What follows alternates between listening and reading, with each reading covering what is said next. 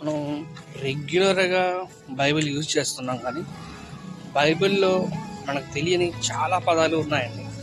వాటికి ఏంటంటే మనం అర్థాలు తెలియకుండానే వాడేస్తున్నాం. కాబట్టి మన అర్థాలు తెలుసుకునే ప్రయత్నం చేద్దాం.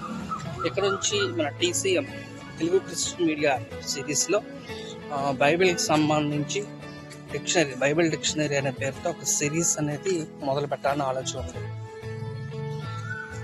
Praise the lord. This is Isaac from Srikakulam. ఇవాళ బైబిల్ డిక్షనరీలో మొదటి పదం ఆదికాండం గురించి చెప్పుకుందాం.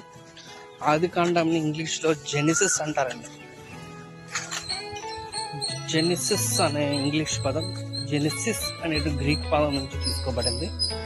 జెనిసిస్ అనే గ్రీక్ పదం అనే మాట గురించి అర్థం ఏంటంటే ఆరంభం లేదా ప్రారంభము అని అర్థం.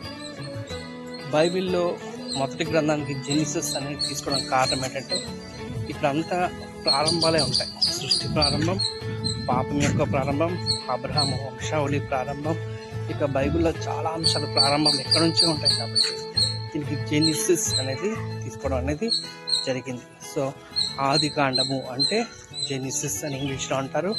ఇది జెనిసిస్ అనే పదం గ్రీక్ పదం నుంచి తీసుకోబడింది.